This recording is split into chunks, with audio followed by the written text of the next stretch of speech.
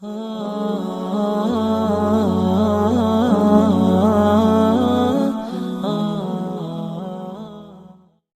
اللہ الرحمن الرحیم، الحمدللہ وحدہ والصلاة والسلام علی من لا نبی بعدہ، اما بعد۔ ہم آج آپ صلی اللہ علیہ وسلم کی سیرت شروع کرتے ہیں۔ پہلا درس ہے آپ صلی اللہ علیہ وسلم کے حلیہ مبارک کے بارے میں۔ تو حضرت انس رضی اللہ عنہ فرماتے ہیں کہ حضور اکرم صلی اللہ علیہ وسلم نہ بہت لمبے قد کے تھے اور نہ پستہ قد، بلکہ آپ صلی اللہ علیہ وسلم کا مبارک قد درمیانہ تھا، اور نیز رنگ کے اعتبار سے نہ بالکل سفید تھے یعنی چونے کی طرح، نہ بالکل گندم گو، بلکہ 14ویں رات کے چاند سے زیادہ روشن پر نور اور کچھ ملاحت لیے ہوئے تھے۔ حضور اقدس صلی اللہ علیہ وسلم کے بال نہ بالکل سیدھے تھے نہ بالکل پیچدار، بلکہ ہلکی سی پیچیدگی اور گونگریالہ پن تھا۔ 40 برس کی عمر ہو جانے پر حق تعالی جل شانہ نے آپ کو نبی بنایا، اور پھر 10 برس مکہ مکرمہ میں رہے۔ اس کے بعد 10 سال مدینہ منورہ میں قیام فرمایا، اور پھر 60 سال کی عمر میں حضور صلی اللہ علیہ وسلم نے وصال فرمایا۔ اس وقت آپ کے سر اور آپ کی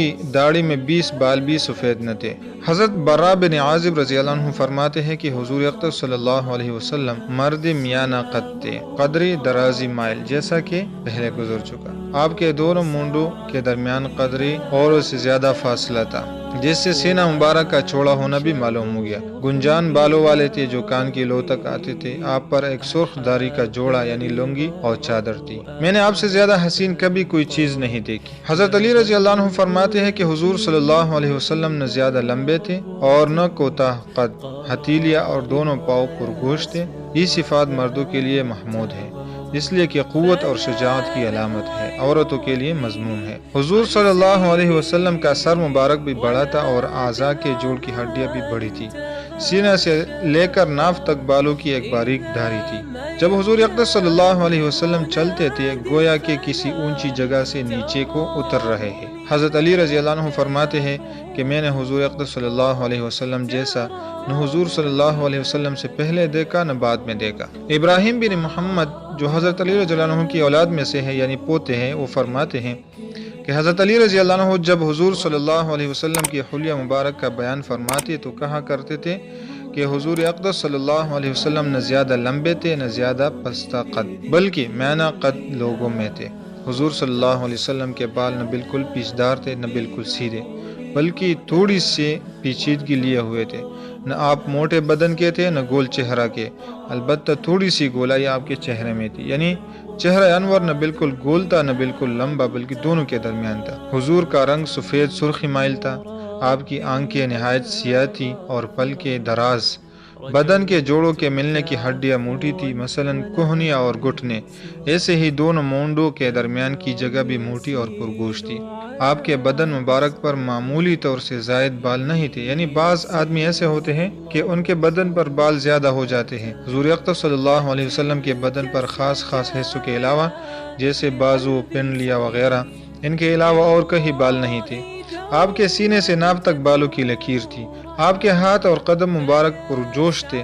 جب آپ تشریف لے چلتے تو قدموں کو قوت سے اٹھاتے، گویا کہ پستی کی طرف چل رہے ہیں۔ جب آپ کسی کی طرف توجہ فرماتے تو پورے بدن کے ساتھ توجہ فرماتے، یعنی یہ کہ صرف گردن پھیر کر کسی کی طرف متوجہ نہیں ہوتے تھے، اس لیے کہ اس طرح دوسرے کے ساتھ لاپرواہی ظاہر ہوتی ہے اور بعض اوقات متکبرانہ حالت ہو جاتی ہے، بلکہ سینہ مبارک سمیت اس طرف متوجہ ہوتے۔ بعض علماء نے اس کا مطلب یہ بھی فرمایا ہے کہ جب آپ توجہ فرماتے تو تمام چہرہ سے فرماتے۔ آپ کے دونوں شانوں کے درمیان مہر نبوت تھی۔ آپ ختم کرنے والے تھے نبیوں کے۔ آپ سب سے زیادہ سخی دل والے تھے اور سب سے زیادہ سچی زبان والے، سب سے زیادہ نرم طبیعت والے تھے اور سب سے زیادہ شریف گھرانے والے تھے۔ غرض آپ دل، زبان، طبیعت، خاندان، اوصاف ذاتی اور نسب ہر چیز میں سب سے افضل تھے۔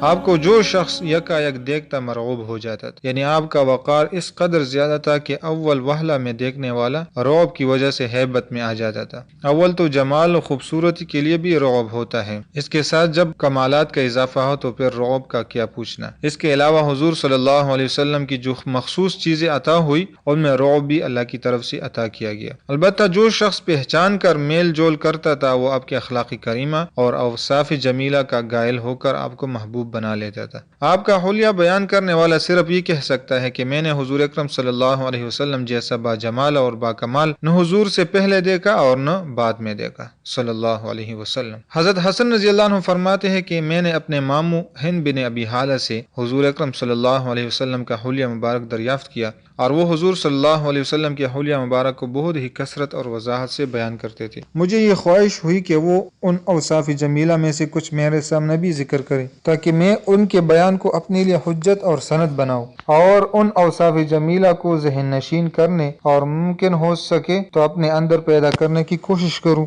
حضرت حسن رضی اللہ عنہ کی عمر حضور صلی اللہ علیہ وسلم کے وصال کے وقت 7 سال کی تھی، اس لیے حضور کے اوصاف جمیلہ میں اپنی کم سنی کی وجہ سے تأمل اور کمال تحفظ کا موقع نہیں ملا تھا۔ ماموں جان نے حضور اکرم صلی اللہ علیہ وسلم کے حلیہ شریف کے متعلق ہی فرمایا کہ آپ خود اپنی ذات اور صفات کے اعتبار سے بھی شاندار تھے اور دوسروں کی نظروں میں بھی بڑے رتبہ والے تھے۔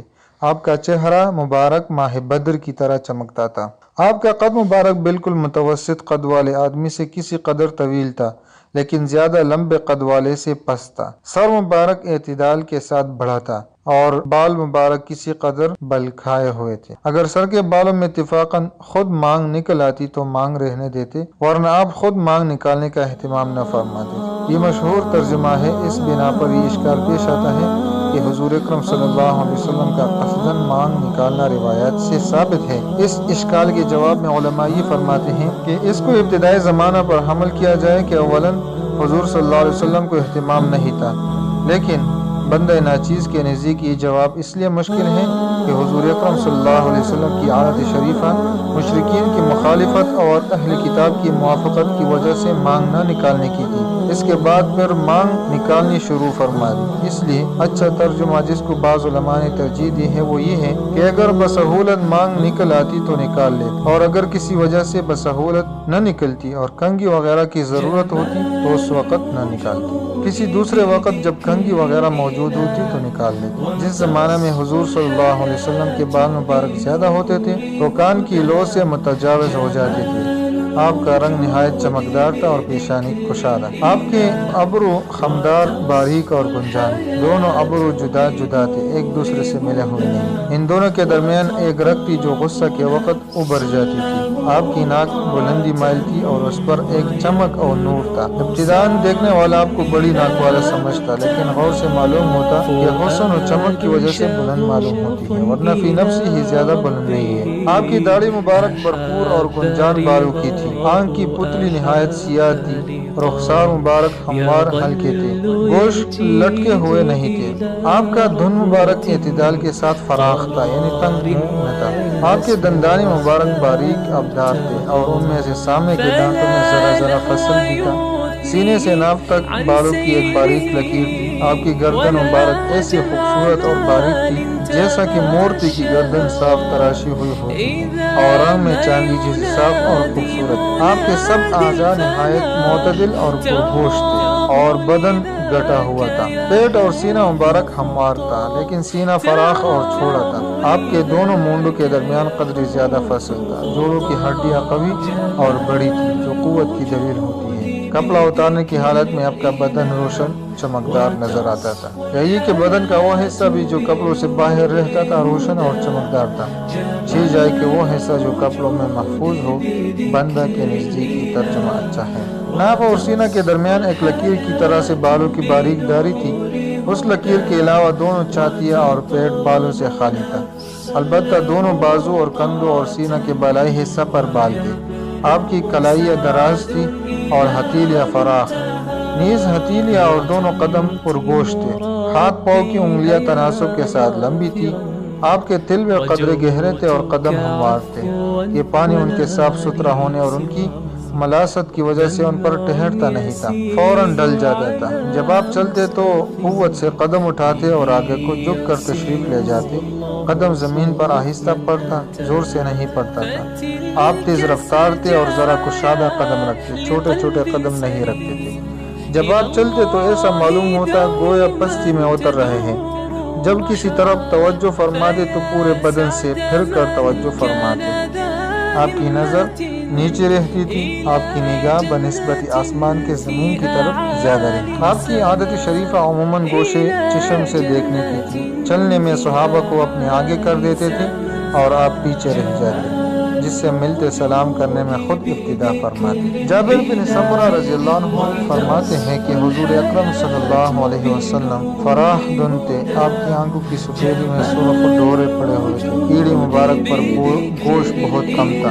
حضرت جابر رضی اللہ عنہ سے منقول ہے، وہ فرماتے ہیں کہ میں ایک مرتبہ چاندنی رات میں حضور اکرم صلی اللہ علیہ وسلم کو دیکھ رہا تھا۔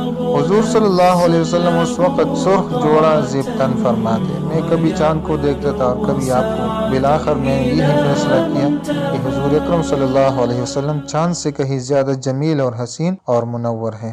ابو اسحاق کہتے ہیں کہ کسی شخص نے حضرت برا سے پوچھا کہ کیا حضور اکرم صلی اللہ علیہ وسلم کا چہرہ مبارک تلوار کی طرح شفاف تھا؟